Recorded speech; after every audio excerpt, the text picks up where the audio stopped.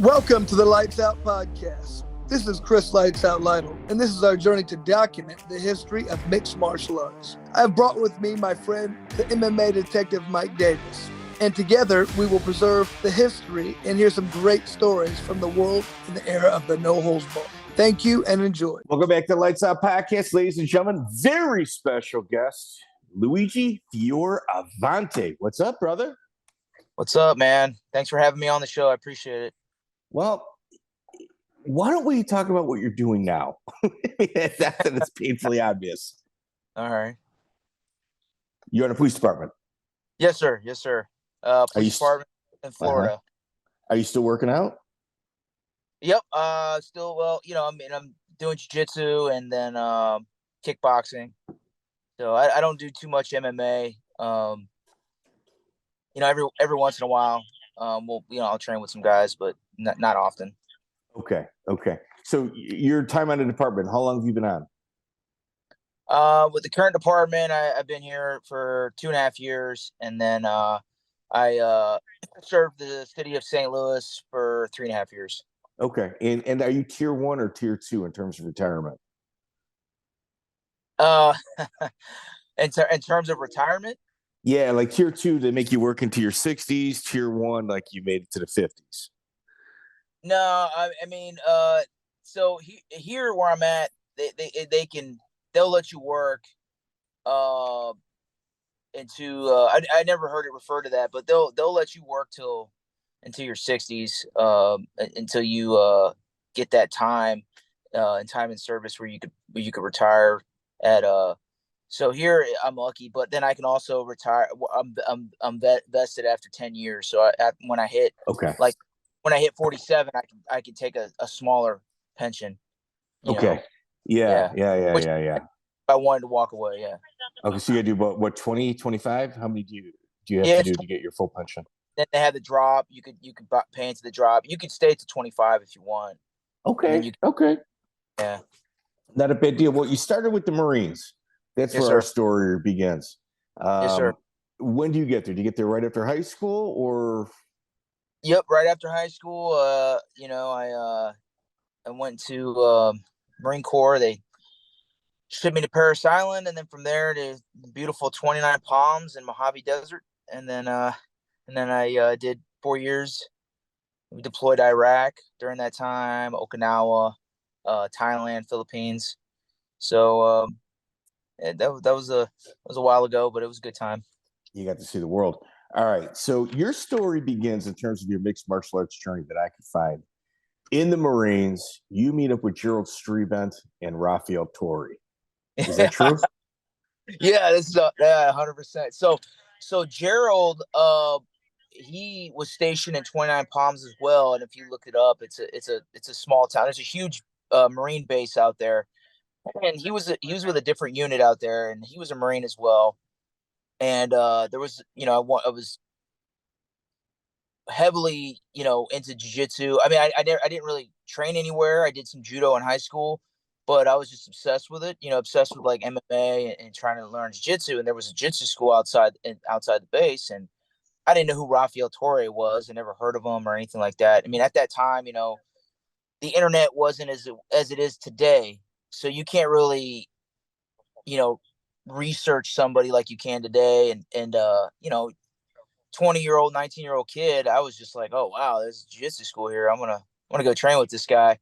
And me, him, and Gerald and a couple other guys were there training. How would you describe your training with Rafiel? It was, so he was like, he wasn't really there often, and then whenever we did train, it wasn't like, I don't know. Now looking back, he'd show like some punches and kicks and stuff, and I'd be like, all right, well, this is, jiu-jitsu. He'd show like a basic armbar, but other than that, we didn't really do much. Yeah, we didn't really do much, but like I never questioned it. And, he at the time he was like a commentator for, I believe it was King of the Cage. King of the Cage, yeah.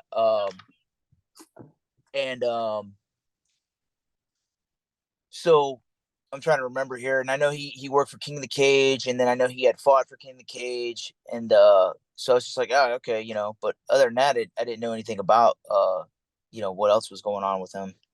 So like nothing stood out, no No, I mean, flags.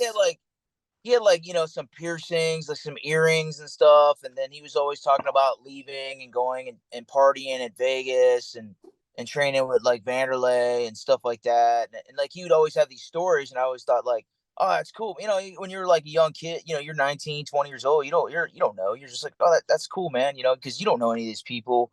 I didn't know anything back then. So I was just like, it was cool. And then, whenever we trained, he never trained with us. It was always that like he'd show something and then it'd be like me and another guy or me and Gerald, and we'd help him out. And I know Gerald was getting ready for some fights.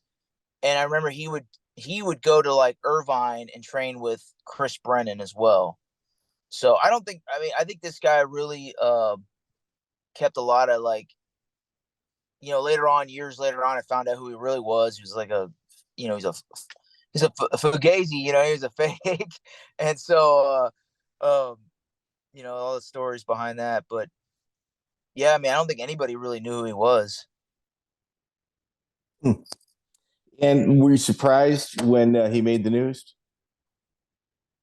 Yeah, a little bit. Because I didn't know his history and stuff. I never met anybody like. The only person I knew was Gerald, and I knew he had been in the news too for some other stuff as A well few that he times, got few involved times. with. Yeah, yeah, but I think it was later on the internet I found out about Rafiel Torre, like one of the jiu-jitsu social media outlets or something, or it was I was just read it and I was like, oh wow, train with that guy, that's crazy. Have you been in touch with Gerald at all? No. I don't. I ever since I left the Marine Corps, I haven't seen or talked to him since then. Okay. Okay, cool. Cool. Yeah, Yeah. we just did an interview with him. He's got a real interesting story. All right, so Yeah. you went from the Marines, the 3-7 Lima company, the weapons pit, from what I understand. Weapons platoon. Yeah, Okay. that's the name of the battalion, the regiment. So 3rd Battalion, 7th Marines, Lima Company Weapons Platoon. And that's just the title, the battalion, regiment, platoon that we were in, the company. So When do you hook up with Marcio Simas over at Gracie Baja Orlando? How soon after the Marines? I got discharged in August 2003.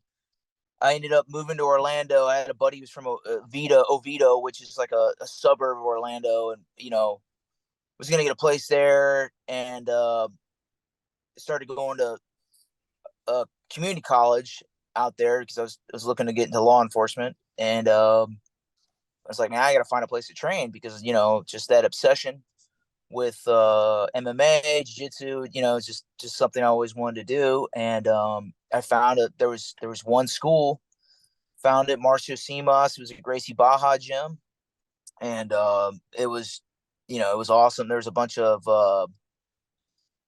at the time, guys that Seth Petruzelli, he was there. And Saunders.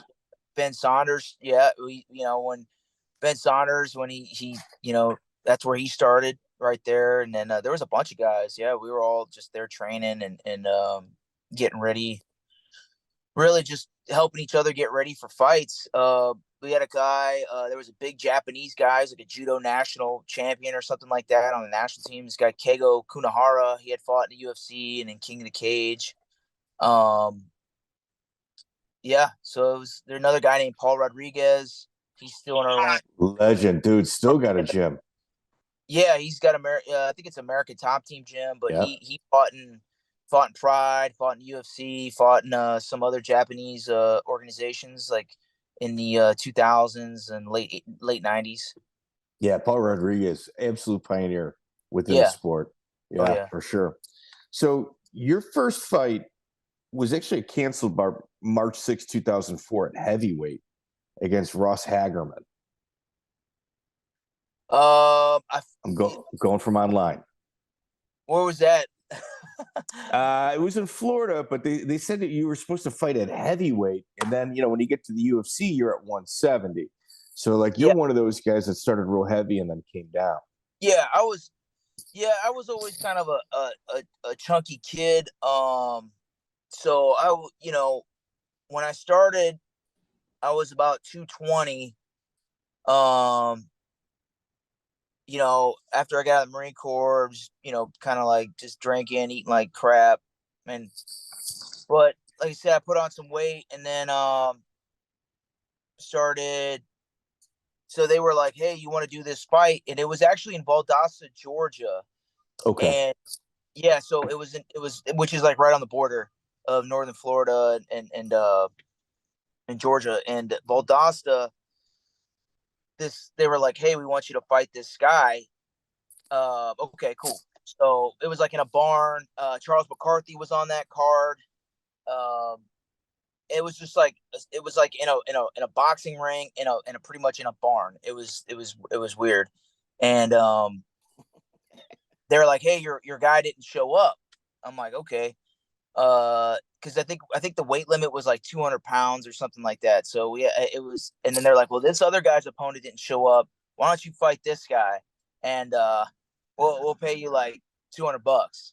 It's like $100 or $200, something like that."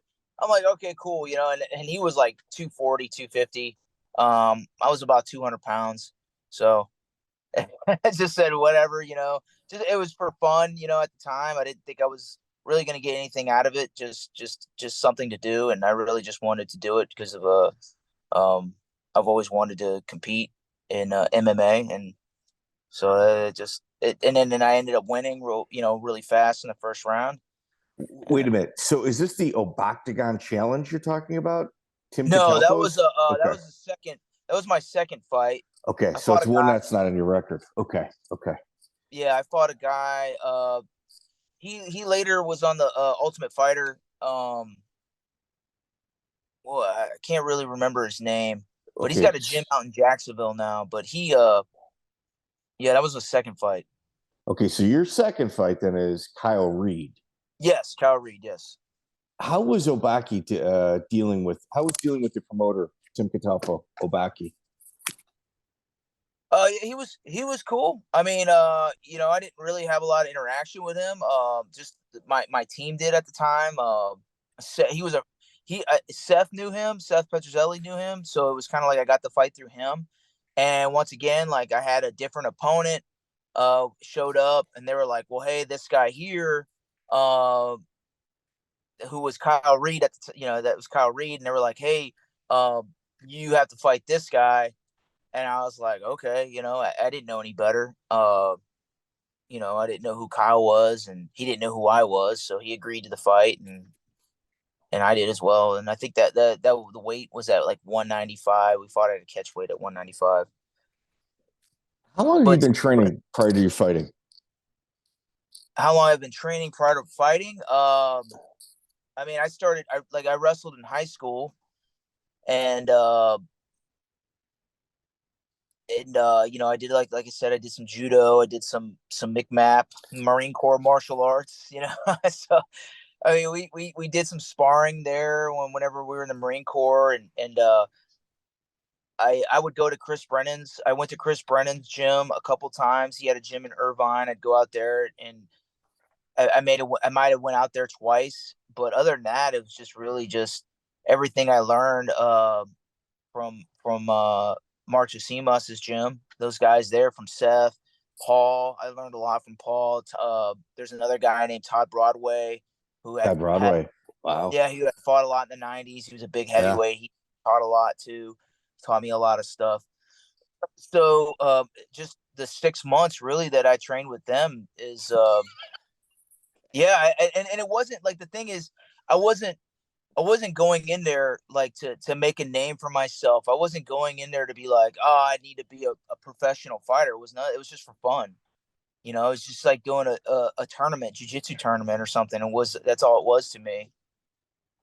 Yeah, set goals. Yeah, set Yeah, goals, and keep yourself honest. Yeah. Yeah, because I was trying to go to school to be a cop, man. That's it, and then it just took off from there, and I started fighting more and more and training more and more. And I was like, this is more important to me.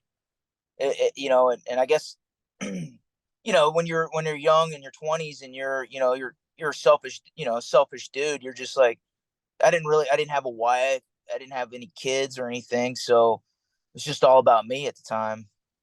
Yeah.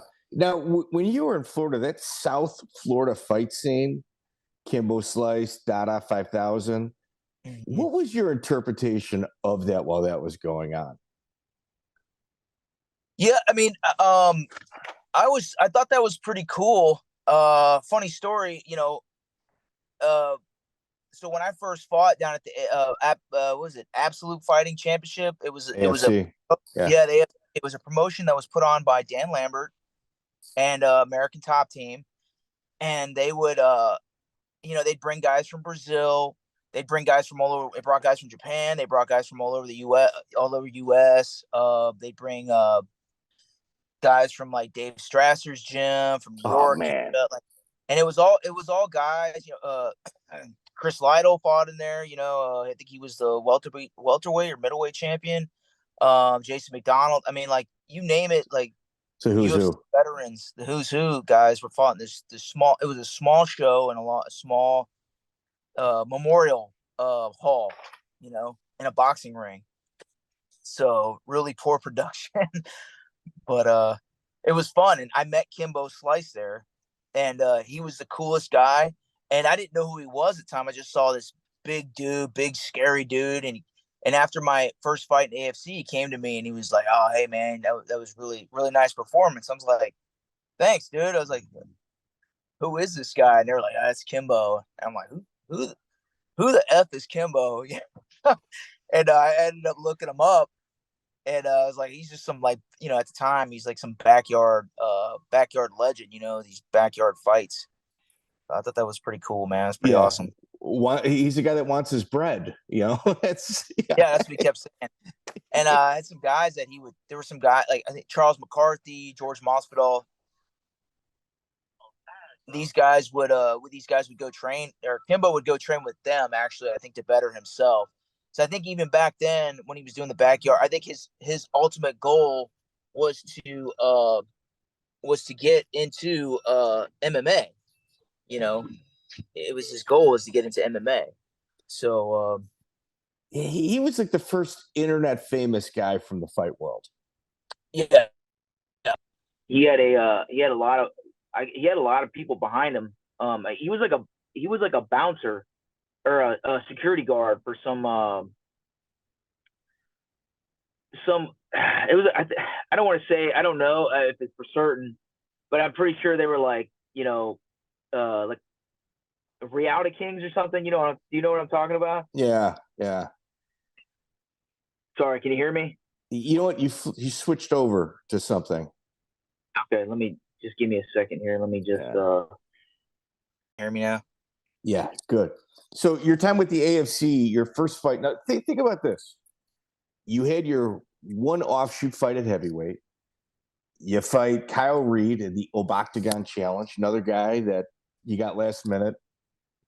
Thiago Goncalves is your AFC opponent. That dude's a friggin' savage. Did you even know who he was before you fought him? No, I didn't know who he was. Can you hear me? Yeah. Yeah, I didn't know who he was. He was a big Brazilian dude. So I was supposed to fight another guy. That was another incident where I showed up to a fight. I was supposed to fight another guy who was American Top Team. He was a pretty good jiu-jitsu guy. His name was Boca. And I had done it like a grappling, like a 4-man super fight tournament a few months before. I was a blue belt, and this dude is like a black belt, like established black belt. I didn't even know who he was. He's a stud, and he like choked me like after a few minutes. He couldn't take me down. Finally got me down after I got tired and took my back and choked me. And I'm like, okay, this guy's he's a stud black belt. So they're like, hey, would you want to fight him in MMA? I'm like, sure, yeah, I'll fight anybody. I don't care. So I ended up matching up with him at 185, and they were like, I think it was a week or two before the fight. So no, actually, I went down there and they canceled the fight. I think it's because they rescheduled the fight again, and Boca he couldn't fight, and so I fought this Jumbo, which I guess was his student. So they're saying he was a brown belt. He trained with Minotauro, but he was like, this guy was jacked. Whenever I showed up, he's like this jacked Brazilian dude, and I was like, oh man, this guy's getting. They just get scarier. You know what I mean? Like these guys get bigger muscles, and they just look meaner. And I'm just like, this guy's gonna. You know what? Whatever. I'm gonna go out. If I'm gonna go out, I'm gonna go out. So I just, I was like, yeah, we're fighting. Let's do it. And I ended up winning the fight by decision, and it was. I was happy, at the time. Super happy that I got the win. I think it was Carlos Diaz was the matchmaker. Yeah, Carlos. Yeah, he's living in Orlando now, so I see him every once in a while. Yeah, he's one of your Orlando guys. Right. So Thiago Goncalves, he was a brown belt at the time. You're a blue belt at best.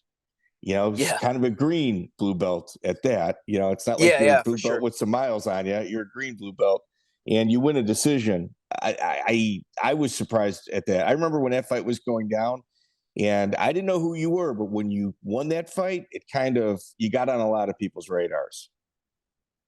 Yeah, I don't know. I don't know. They were just like, who is this kid? Like he's just like short, little, fat Italian kid, and at the time I had red hair. I just, I thought that was going to be cool. I mean, I look like a goofball, but for me, I was just like, yeah, I'm going to, dye my hair. And, but yeah, I think people underestimated me, based on my,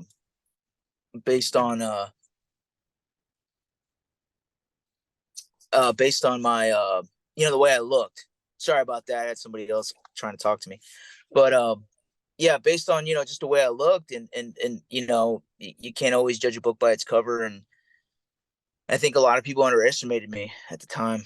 Well, they did you no favors. Like Carlos Diaz, I suggest you have a talk with him, because your next opponent is Manuel García, who's 7-2, and that's April 30th, 2005. Another just friggin' murderer. Yeah, so they brought he was actually this guy from Spain, and I didn't know anything about him either. Just know that I'm sorry? Manu is how he went. Yeah, his nickname is Manu, and I don't think he expected me to be as tough of a fight as he thought, because I was like, I only had like a couple of fights, and he had 7 fights or something like that. And I think he thought that it was just going to be an easy fight for him. And at the time, I was still with Gracie Barra in Orlando, and I don't think they were. Maybe I don't know. Maybe they were expecting me to win. Maybe not. I don't know. But I made him quit. Is what I did. I just beat on him until he quit. And Dude, they didn't expect you to win. Dude, they did not expect you to win that fight. There's no, I don't know after that. They're like, okay. Yeah, I don't think they expected me to win any of those fights. No. Really, just, So, but that's okay. That's okay. I like to be the underdog, and prove people wrong. Yeah, you were training Muay Thai with Bobby Robaire at that time? Yeah, so I got introduced to Bobby.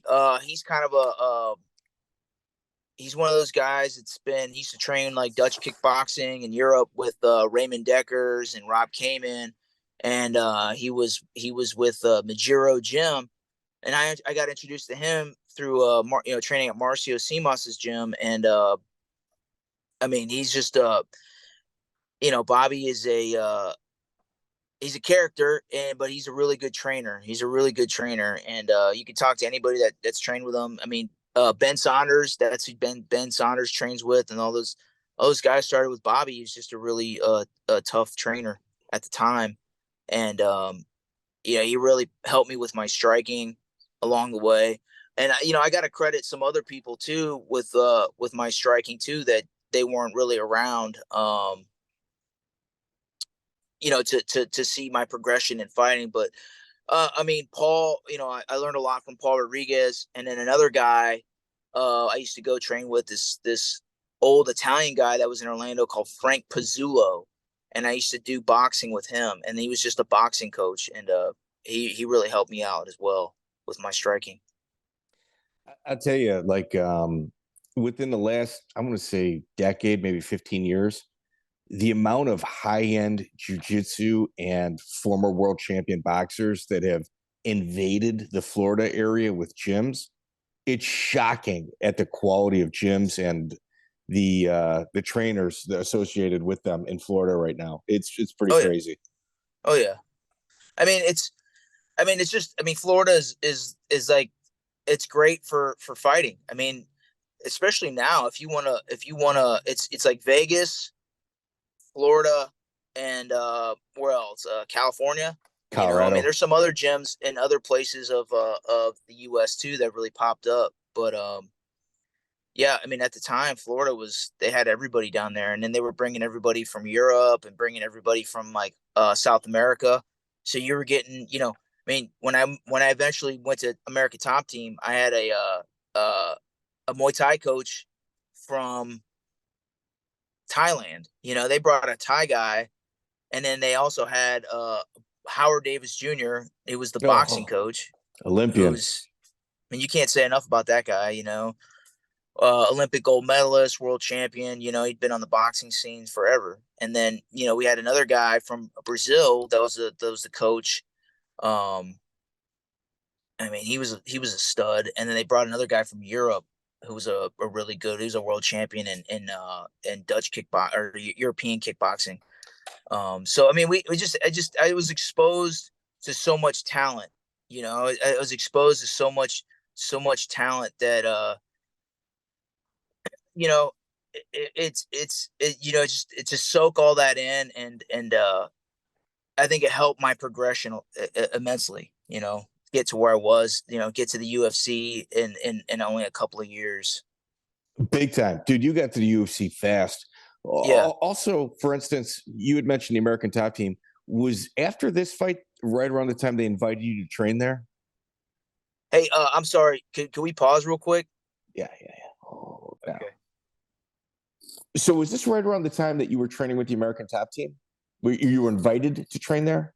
Yeah. So I had left Gracie Baja.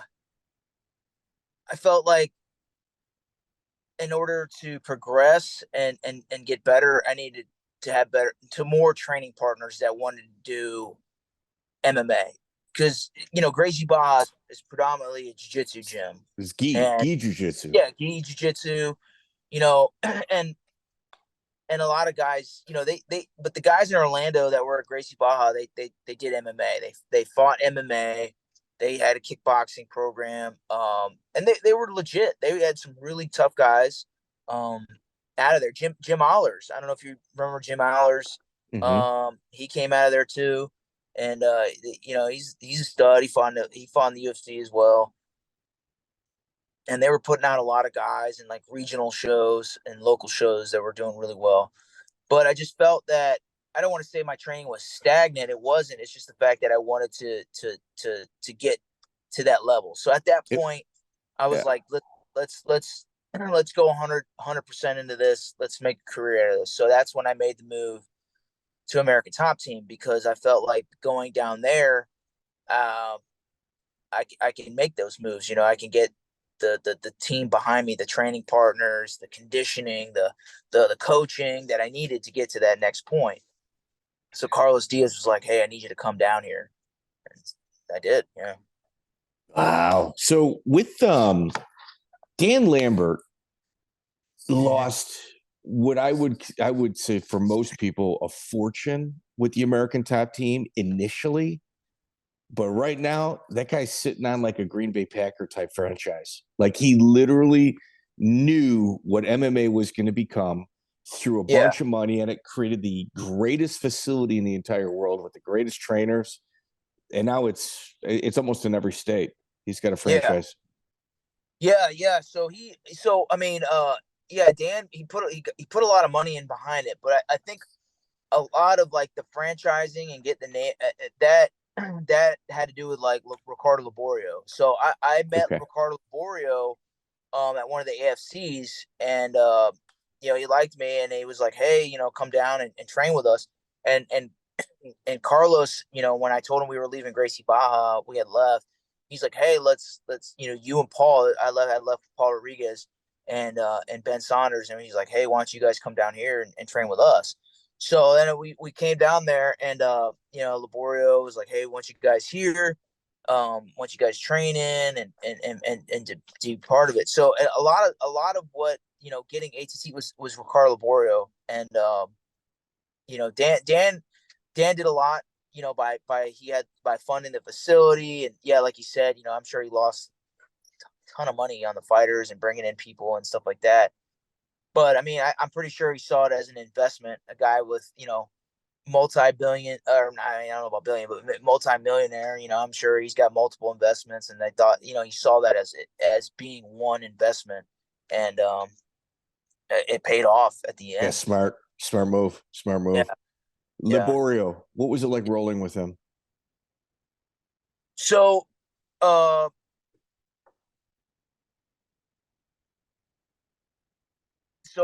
with Liborio, I don't even think I ever rolled with Liborio hard. The guy is a tank. He's just. It was probably like rolling with a gorilla.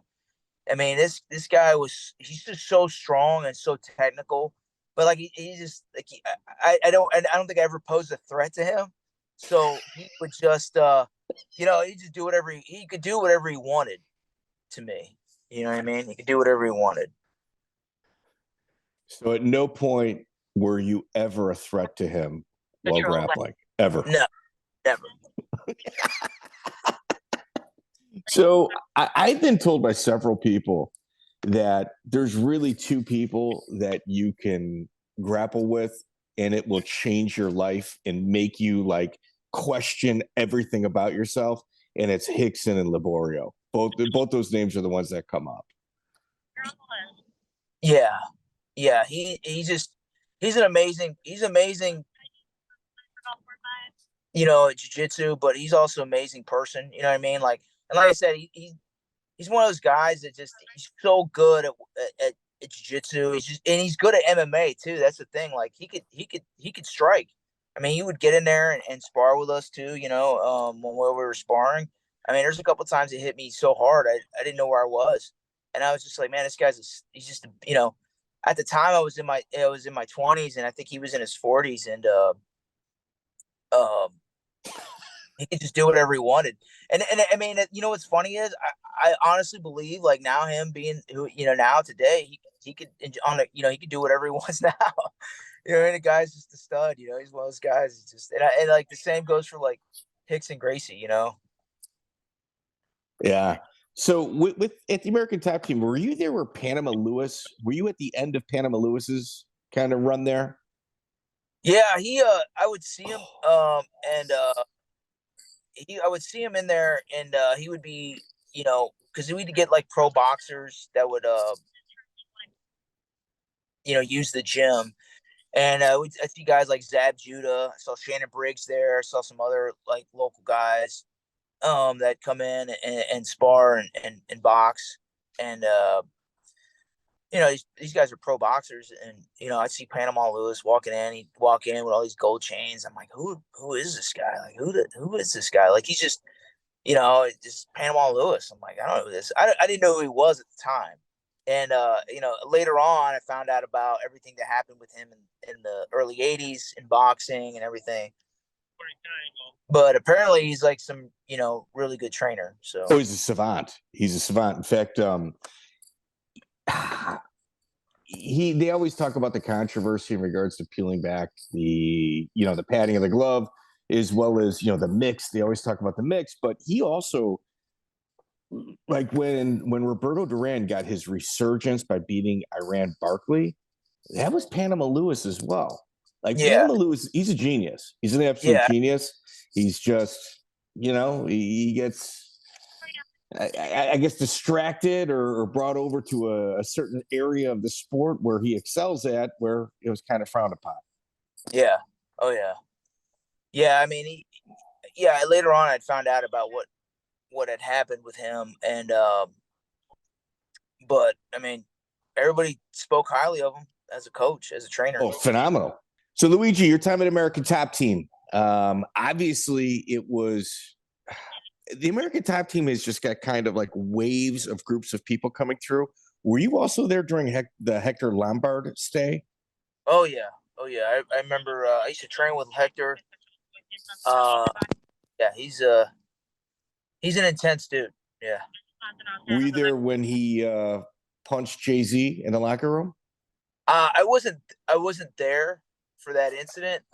But I had heard of it, and yeah, it was. I mean, Hector. He's. I like Hector. I always got along with him, but he's a wild dude. You know what I mean? Like, if he don't like you, or I guess if you, I don't know the ins and outs of what occurred, but between those two. But yeah, if he don't like you, he's not gonna he's not gonna he'll let you know for sure. Yeah, we're not going to talk this out. We're going to fight. Yeah, he's a wild dude. What about Jeff Monson? Were you there with Jeff Monson? Yeah, Jeff Monson. I was there. Funny story. Me and Jeff, when I went for my first UFC fight, I was training down there, and they were like, "Hey Jeff, we need him to go do his medicals." So he drove me around to some of the local doctors to do my medicals, and this guy is like, so just this big ape of a man, and he drove me around the whole time. It's summertime. He's wearing board shorts, a jersey, like a basketball jersey, like American Top Team basketball jersey, and he's barefoot. And we're walking into like these doctors' offices. Like, this is like Deerfield Beach, Boca. So most of the people, the patients are gonna be in there. They're all like 70 years, like older folks. And he's like walking in there barefoot, his mangled feet, all tatted up, like all like, just like looking like a freak of nature, and everyone's just like side eyeing us. Like, I'm like, oh my god, like, oh yeah, he's just a very funny, unusual guy, but he's a good dude. He's just a little. Did it surprise you that he defected to Russia and renounced his American citizenship? Oh no, not one bit. Yeah, he's yeah, he's always been. I mean, he's from like Seattle, Washington, so I think he's always been that anarchist type, and we saw like he was vandalizing the Capitol buildings and doing stupid stuff like that. And I'm just like, come on, man! Like I get it, you have your beliefs, but whatever, that you're entitled to that. You also got to act like an adult. Yeah, man. Like you're an adult, man. Like you got to set an example for not just your children, but other fighters, too, that look like that's just, yeah, I don't know. To me, I'm not gonna go out there and do stuff like that, regardless of what my beliefs are.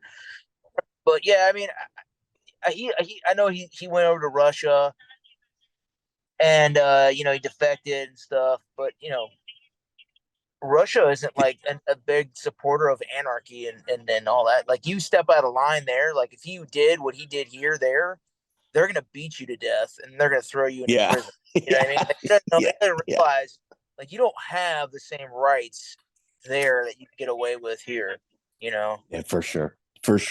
Did you ever see any of his naked protests? No, God, thank God I never saw any of that. But yeah, he's just an odd dude. Yeah, he's just an oddball of a guy, and so yeah, it is what it is. Thiago Alves, did you ever spar with him? Yeah, all the time. Man, the guy was a monster. He great kickboxer, super nice guy. He'd always help me out with my, if I had any questions about like striking and stuff. he's a good training partner. He's a good training partner, man. He's a super nice guy. Yeah, heavily involved with law enforcement as well, much like yourself. Yeah, he's a big supporter of law enforcement. He wanted to be. I'm pretty sure he wanted to be a cop at one time. I don't know what happened, why he couldn't, but or what how sometimes Citizenship and hiring process and some of Yeah. these agencies. Some is a little bit more strict than others. I don't know, but yeah, man, I think he would have been a great cop. I think he was for sure. nice guy, could hold his own. Confident person. So I think he could have been I think he could have been a good cop. It would have benefited everybody. Everybody Yeah, would have benefited from there's that. guys that have left ATT that become law enforcement. Actually, I don't know if you know Wilson Govea. Wilson Govea is another one. Yep.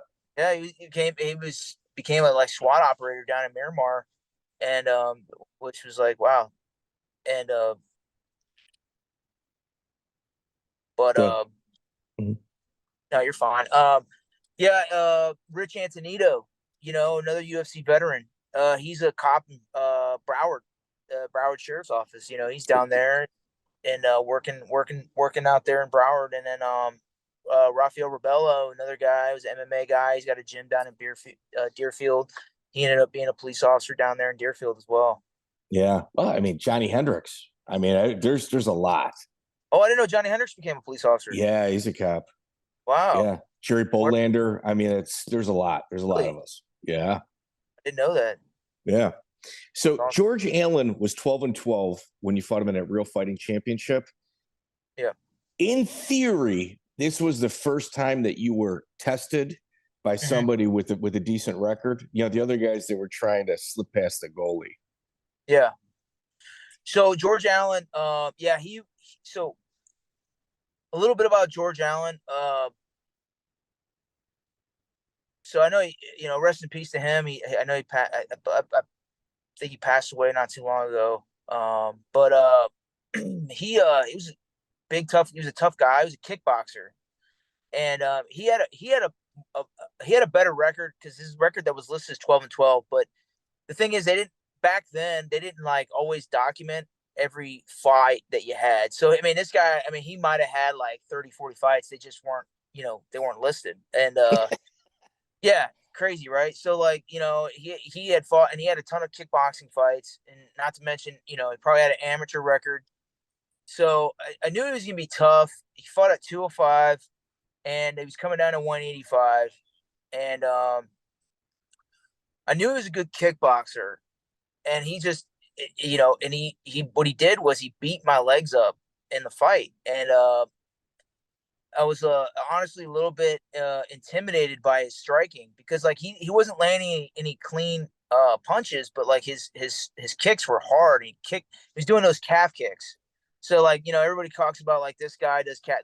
There's people doing that before calf kicks was popular, and he was one of those guys. He was kicking me. He was a southpaw, and he was kicking me with his lead leg and my leg, and he actually dropped me in the fight. I believe it was like the third round. He got me with my leg was just kind of beat up, and I wasn't checking it right appropriately. And then, luckily for me, he gassed out, and then I got him down on the ground, and I was able to just beat the heck out of him until the ref thought he wasn't defending himself because he was just laying there. I mean, he didn't like tap out or anything, but he just laid there and just let me pretty much tee off from the guard.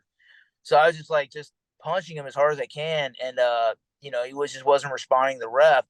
I think he was out mostly from exhaustion than he was for me punching him. But it showed your durability, though. Like I watched that fight. Yeah, it showed your durability. Yeah, and I mean he, so yeah, if it would have went to decision, I think he definitely would have won the fight. Yeah, but he was a tough guy. He's just a lot of experience.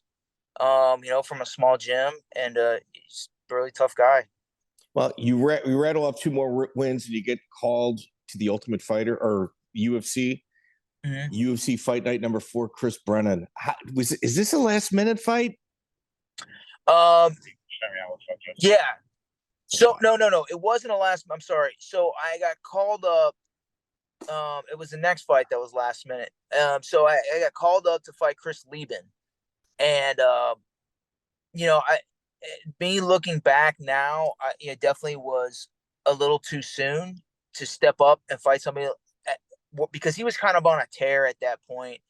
He was knocking guys out. They were. I think Rich Franklin was the middleweight champion, but like eventually he was going to be the guy. He was an Ultimate Fighter guy, so they were setting him up. Putting him up against fighters so he can.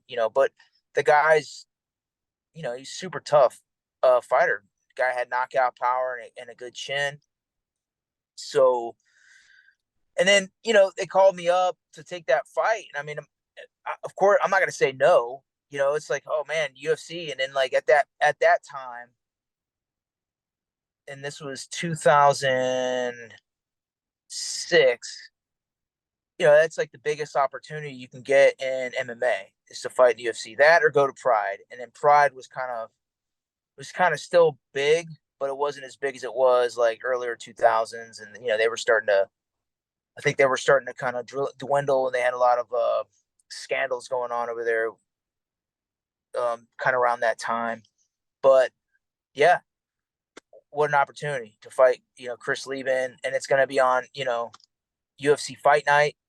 I'm going to be on Spike, on the Spike TV card. It's on TV. It's like it's huge, So yeah, I got my ass beat for 3 rounds, but it was definitely an experience.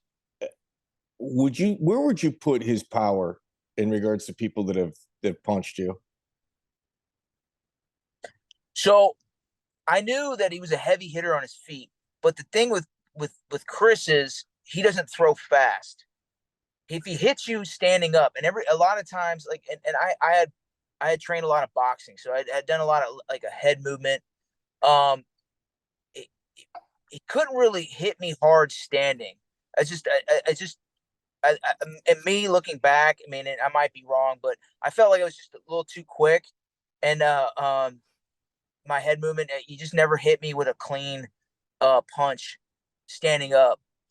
He hit me with some really hard punches on the ground. Like whenever he was ground and pounding me, he was hitting me pretty hard. But stand up wise, it's just if he just landed one of those big bolos, he was gonna knock you out.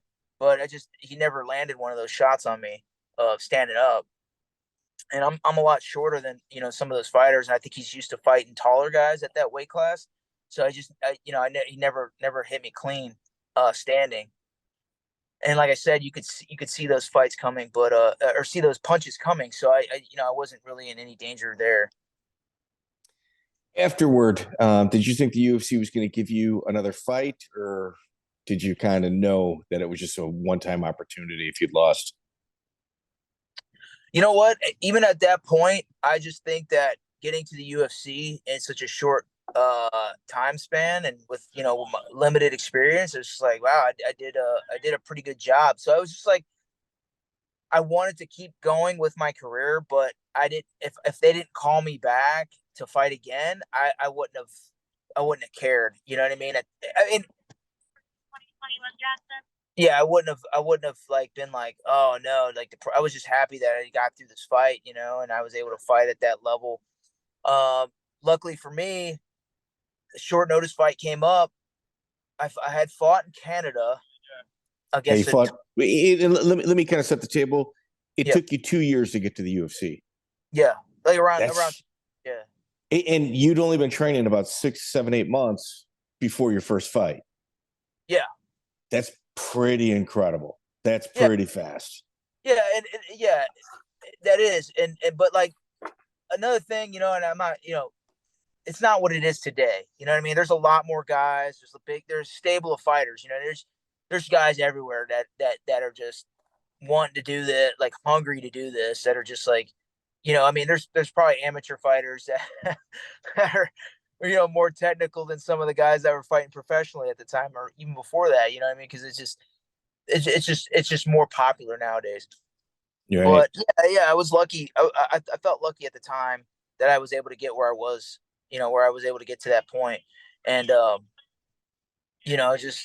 I'm just grateful. Yeah, no, for sure. And you've seen a lot of places too. You fought in Russia, you fought Canada. You fought in Italy. Yep. You fought in several different countries. Stephan Potvin as well. Like you were brought in last minute replacement. Yeah. Setting you up to lose. Yep. So he was supposed to fight somebody, and they reached out. The organization had reached out to one of the management team. Pretty sure it was Carlos Diaz. And he was like, "Hey, who you want to fight up in Canada?" I think it was might have been a week's notice, or maybe a little bit more than that. Not much more than a week's notice. And so, I was like, "Sure, let's do it." Went up there. It was not an easy trip. I actually had Ben Saunders corner me in that fight, which is funny. He's having some issues get through the border there, but that was entertaining. But it wasn't an easy time for that fight. But I was able to. He was a tough guy, super tough. He had fought a lot of big name guys in Canada. He fought Dennis Kang. He'd fought Joe Dorkson. He'd fought a lot of tough guys. UFC Legends. Veteran. Yeah. Legends. And he was a tough guy, and he was a purple belt. He trained with Fabio Hollanda. Yeah. With St. Pierre. Yeah. Yep. Yep. So yep. That was that Canadian top team kind of, he had St. Pierre, he had David Loiseau, and then what's the other guy? Patrick Cote. Cote, yes, thank you. He was a middleweight. So a lot of those guys came from. So I mean, that guy, I knew he was gonna be super tough. Karate background, kickboxing background. But yeah, man, I was just able to just pull through the fight. I think that fight really gave me more confidence in myself, as in like, hey, like, and it wasn't, it's like, yeah, he wasn't relatively a known guy outside of Canada, really. I think some of the promoters knew he was because he'd been around for a minute. But to me, because I felt that, he was, Chris Leben was a better, but like to me, like it gave me more confidence because I was able to hang in there, and he hit me with some good shots, dropped me in the fight, and I was able to come back, and he threw a bunch of submissions on me. I was able to get out of them and just beat the brakes off him during the fight. And that gave me a lot of, momentum going forward from there. It got you called back to the UFC. You fought in the Ultimate Fighter Season 3 finale. Were you supposed to be on the Ultimate Fighter Season 3? So I had applied for it, and I sent in all the paperwork and everything because, like I said, one of my training partners, Seth Petruzelli, he was on Ultimate Fighter 2. So we're like, okay, let's submit an application for Ultimate Fighter 3. I don't know what happened with it. I did all the paperwork and everything. Nothing really came of it. And then after I fought Potvin, they reached out to me to fight one of the guys on the finale. And it was on like 5 days notice. And I was like, yeah, let's do it. Because at that time, like I said, I had that confidence that I was like, if I go into this next fight, I'm gonna really, I'm gonna try to do my best to, make a statement. Yeah. Yeah, exactly. Make a statement. Show everybody that I can do this. So, I thought Soloman Hutcherson was his name in the finale. Yeah, and you got the knockout of the night bonus. Yeah. I ended up knocking him out in the fight. So yeah, I thought that he had a little bit of height behind him, and I knew that if I landed a big shot, I was gonna put him out. You're right. Were you surprised you didn't get a UFC contract after that? No, I wasn't surprised. I think it was just, like I said, it was just the guy that did the, hey, let's if we could bring him in. I don't know. It wasn't surprising to you, huh? Yeah, no. I mean, you go into the greatest common multiplier in Japan, Hidetaka Monma, dude. Yep. That dude's friggin' tough too. You end up stopping him in Japan. A little bit of controversy behind that fight, though. Yeah, there was some. Yep. So the guy that got me the fight, we were going back and forth, and Some Carlos Diaz, or is it somebody else? No, this is a different guy. His name was Chris Cordero. Oh, okay. King of the Cage. He told me. So I thought the fight was at 185. It wasn't. It was at 170. And back then, like I never really had. I didn't have a good understanding of how to weight cut. Like it's like cutting weight. You know, it's a science. And guys are, you're pretty much experimenting, and even you're just like, okay, well, I'm just gonna sit in the sauna and lose all this weight, and it's not smart doing that, because you're just pretty much ruining your body, doing stuff like that, and all these weight cutting tips and quick ways to lose weight instead of just doing it the right way through nutrition. And so me, a dummy that I am, I didn't cut weight the right way, so I didn't make the weight that they wanted me to make. Wait, how soon out did you realize that it wasn't at 185? So it was when I got there, and I was, So I was like, all right, but then I was like, okay, well, I'm not far from 185. I can make 170. And I just, what it was is like I said, I'm an idiot, didn't know how to cut weight, didn't know how to, like I said, it's a science, nutrition's garbage. I'm like, all right, I'm just going to sit in a sauna and kill myself until I make the weight. Well, unfortunately I didn't. So they were like, how close did you get? Oh man, I think I was like 10 pounds over or something something like that. And they were pissed. The Japanese were super pissed, and everybody was pissed off at me. And I'm like, yeah, hey, everybody makes mistakes. You know what I mean? And I get it. It's unprofessional, sure. But with nobody to really guide you, nobody to really tell you how to do things, you're just doing most of these things on your own. Just gotta, hey, take the knocks, take the knocks as you go. Yeah, well, you also thought it was at 85. Yeah. So I mean, that was just me, I'm dumb idiot kid, not getting everything out all at once, not really following through and trying to figure out the ins and outs, the small print, just like, yeah, we're fighting, let's just go. Oh, go ahead. You were saying? Yeah. So Paul Rodriguez was in your corner, but he was also the co-main. Yeah. So who warms you up backstage? Nobody warmed me up. It was pretty much, yeah. So Paul was kind of doing, he used to cut a lot of weight. So Paul was kind of focused on, his stuff. So I didn't really have anybody warm me up. I actually was told by the promotion that I couldn't eat or drink anything up until the fight. This was even after the whole weigh-in debacle. So I was pretty much they were like, you need to keep cutting weight up until the fight. I was like, oh, okay. So I was just miserable back there, dehydrated. What did you get down to? Oh, I don't even know, man. I mean, I don't think I got below 180. I was still kind of, like I probably was like between 180, 185, something like that, because I'd sip some water here and there. Okay. I wouldn't be dead, but I was dead, man, going out there to that fight. And, yeah, I mean, like I said, just you make mistakes, you learn as you go. That's all you can do. Were they pissed when you knocked them out? Oh yeah. They were.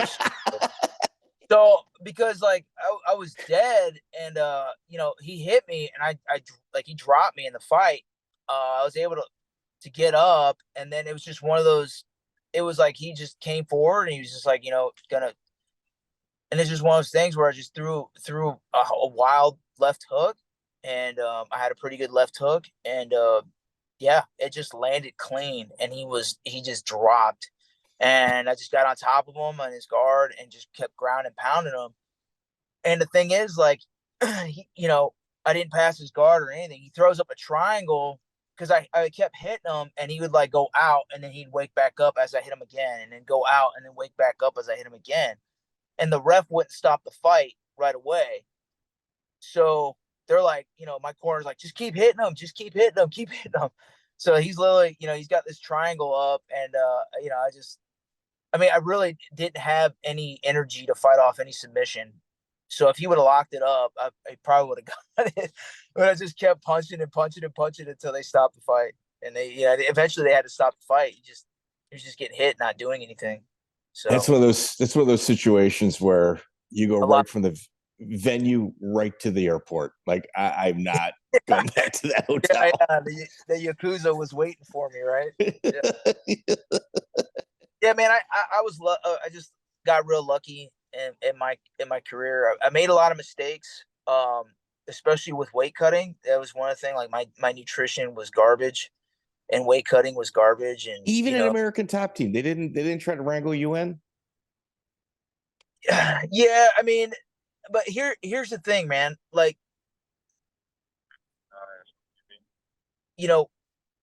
not everybody's the same. Not everybody's built the same. Not everybody, other people are on super vitamins and some people aren't. Some people are on, certain things to help them lose weight. Some people are. Some people can manage to lose weight faster than others. You know what I mean? Some, like if you look at a lot of Brazilians, they're all very lean and muscular, guys. You know what I mean? They could lose weight quick. Me, I look like Danny DeVito. You know what I mean? Short and hairy and chunky, dude. So it's like, you know what I mean? Like I don't. So for me to lose the weight, it wasn't as easy. And like I said, we didn't have like a nutritionist. We had down there. They had this guy. He was more of a witch doctor than he was a conditioning coach. But Florida has those. Florida definitely has those. Witch doctor, right? Yeah. Well, you also got Dave Manet. In my opinion, he should be in the UFC Hall of Fame. I mean, he's the first UFC. Yeah, 100%. You knocked him out. That was amazing. And they threw you up against John Fitch next. Somebody that the UFC obviously did not like him from the beginning. Dave Manet? No, Fitch. Yeah, but Fitch, they always seem to have a little bit of a. They didn't like him, and it was pretty apparent. Yeah. Well, because he was beating all the exciting fighters, and they didn't want to give him that title shot. He wasn't really, because at first, if you think about it, he was just beating guys by decision. He wasn't really knocking anybody out. And at that time, they it's not that they didn't like submissions, but the fact, like, they want to see people getting starched. You know what I mean? They want to see people getting knocked out. Brutal head kick, knockouts. That's what they wanted to see. And you talk about your relationship with Seth Petruzelli, and we're wrapping up right now. I mean, you're obviously at work. You've had to answer a couple calls in the interview. Man. No, that's life, dude. That's life. So you and Seth Petruzelli have always been really close. I mean, when you guys were training, correct? Yeah. How did you hear that the Kimbo Ken Shamrock thing with Petruzelli winding up in a main event? How did that, like, from your perspective, come together? So Seth was supposed to, and then, like I said, I wasn't there, but Seth was supposed to fight Ken Shamrock, and they were warming up for their fight in the back. And I mean, Kimbo was supposed to fight him. Yeah. No, I think Kimbo and Ken were supposed to fight, and then Ken got cut. Okay. Yeah. So So Ken, you're right. So he was supposed to fight somebody else. Ken Shamrock got cut in the back with one of his warm-up guys, one of his training partners. And so then they were like, hey, let's have Seth fight Kimbo. And people know Seth, locally he was kind of a big fighter and stuff like that. Yeah, so I know he went out there and kind of knocked Kimbo out. Now, what people don't realize about Seth is like he's super athletic, and he was a karate guy. He's a karate guy. That's his base is karate, and some Okinawan Japanese karate, and he did some little punch. Just that's what he catches most people with, like in sparring. He does this little weird like punching stuff and kicks, and dude, he hits hard. You know what I mean? So he was able to generate enough power to knock Kimbo out as Kimbo was, coming in something. Well, while the backstage negotiations were taking place, were you talking to him? Were you in communication with him at all? No, not at all. No. Were you surprised to see him in the main event? Yeah, I don't know. No, not really. I mean, I was just kind of like, wow, how did that happen? But he probably just, I just figured they kind of short notice some people up, and hey, Seth, you want to fight Kimbo? Okay. Did Gary Shaw pay him? Did you hear if Gary Shaw paid him to stand with Kimbo? I didn't hear anything like that. I know he probably got paid more to fight Kimbo. Like, I think they probably sweetened the pot. Like, they probably were like, hey, we'll pay you a little bit more to fight him than whoever in his initial opponent was. So, other than that, I don't know anything else about, like, I had heard there was some weird stuff going on. He was like, hey, you got to stand, don't take him down or anything like that. But like I said, like, that's the worst thing he could have done, because Seth's a karate guy, and and not to mention he's fought in K1 a couple times. So like he knows how to fight. He's a better stand-up guy than he is on the ground. And I mean, Seth can wrestle, and he's got good jiu-jitsu too. He's he wasn't a black, it might not have been a black belt at the time, but he had a number of grappling tournaments. He had beaten like a lot of jiu-jitsu guys before this fight. So maybe they were thinking he was like a grappler or something. I don't know, but I mean, he's actually a better striker than he is a ground guy. Well, not only is he a ground guy, but like pretty much ended the promotion. That knockout ended the promotion. Yeah. I think they put so much money behind Kimbo and yeah, and so that was kind of like the running joke. Like, yeah, Seth killed the promotion because he killed he ended Kimbo Slice there. It's true. But,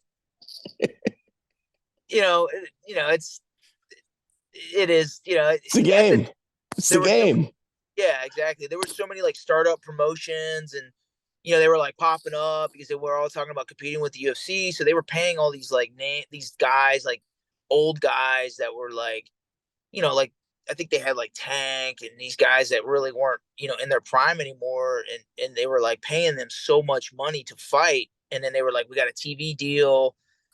They were just losing money more than they were making money at that time. So they were just hoping that they were going to get this, like, signed to a TV contract, and it just never happened. The UFC, I mean, they did it right, I guess. Did you ever work out with Corey Hill? No, I never worked out with him. I met him before. The tall guy, right? That broke his leg. Yeah. Super nice guy. You also worked out with Jason Patino. You won the 2009 ADCC trials. Tom Lawler, like you, one of the guys that almost fought Manny Reyes, like outside of the gym or the ring. Who, Tom Lawler? No, Manny Reyes, the troll, Manny Reyes. You almost beat him up a few times. Yes. So I was supposed to fight him? I heard that you two almost went at it a few times. Never. Manny Reyes? Remember the karate guy that was like that Hermes Franca tuned up? Yeah, I never even met the guy. Like, I seen him at some of the fights, but I never met him. Like, I never like met him face to face, and never like I've never had gotten to any kind of like verbal altercation or anything like that with him. Okay. I was told that you almost beat his ass twice. No, never. Fair enough. Fair That's enough. great. But, I'm glad people are saying stuff like that, but I never got into an altercation with him. No. okay. Tom Lawler, another training partner. Yeah, Tom, good dude. You know, he tough as hell, UFC veteran. Yeah, he cornered me when I fought in Russia. We went to St. Petersburg, Russia together, and when I fought over there. And yeah, Tom's a good dude. Cool. Well, Luigi, greatly appreciate your time, brother. We're just kind of catching up on the early part of your career. Obviously, you've been M1. You were a mainstay at M1. I mean, I'm sure anything crazy happening in Russia in your trips? No, man. You know what? Surprisingly, nothing crazy happened in Russia. Russia is just, well, I do have a story in Moscow, but it was just kind of it's just, I guess, Russia, like we stayed in this. I don't know if we have time for this story, but yeah, go ahead, bro. 100%. So my first fight, we fought in Moscow, and we stayed in this like real fancy like hotel. It was funny, like the lobby, it looked like some kind of like museum, and they had all these like fixtures and real fancy, it looked like a fancy museum. And so you'd walk out of the lobby, and it got like, there's like a nightclub, and then like a little kind of waiting area with a bunch of chairs. There's like 30 like hookers just sitting there, and then like you're like, okay, what are these? Who are these people? Like they're just all sitting there, like smoking cigarettes, and then you'd have like these guys in like suits, and they looked kind of mean, and they were like standing around them, and they had they like gray, like black or gray suits with like a turtleneck, exactly what you would think like a mob Russian guy look like, and that's what these guys look like. And I was just like, okay, I kind of got an idea of what's going on here. These are like I guess they're pimps or something. I don't know. But it was just real weird. Like it was in the same hotel as all the fighters and stuff. And it's a different country, it's totally different country. It's not war torn. It doesn't, it's actually really nice. It's clean. I don't know. It's just Moscow's a huge city.